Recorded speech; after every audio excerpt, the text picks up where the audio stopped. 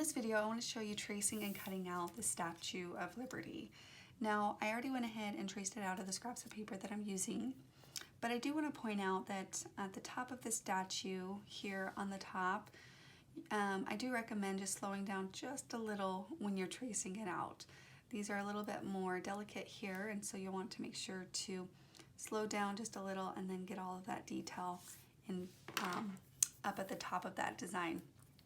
Now, as far as tracing or as far as cutting it out, first I'm going to detach it since it is a little bit more detailed, right? Now, usually I use these pair of scissors personally, and we've gone over different recommendations for scissors, but these ones work really nice for me. Fiskars also, of course, has really great scissors, whatever scissors you're using. But I do have these smaller scissors that are great for small details, and that's about the only time that I use them. So I'm going to pull them out, and we're just going to see. I'm going to start this cut here with the bigger scissors. Okay. Now I'm going to switch over here. I'm going to tell you kind of what I recommend as I cut these.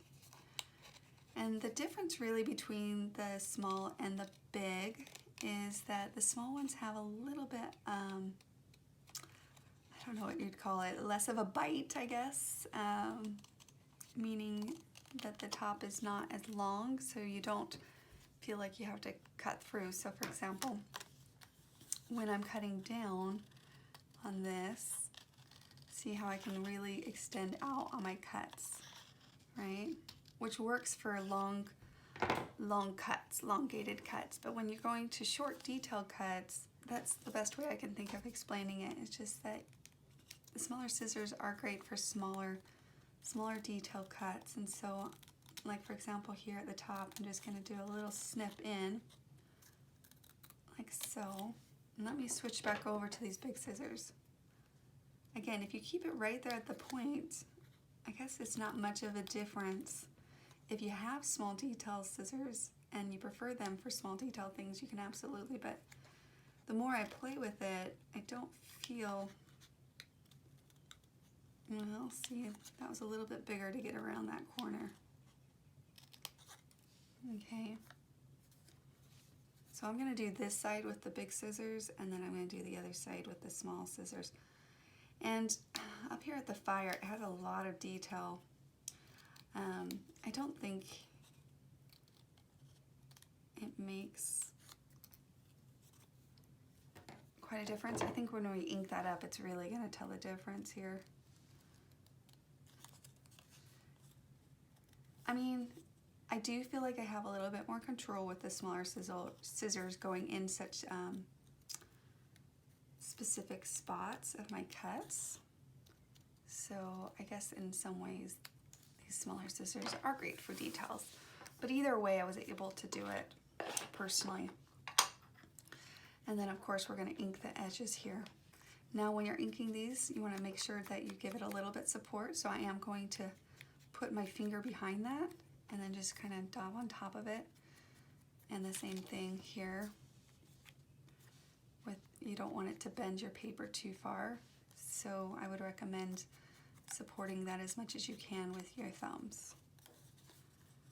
Which means your fingers are going to probably get a little bit dirty, and that's okay, it'll wash off. See so how I'm just kind of supporting that with my finger right behind it so that it doesn't bend too far back.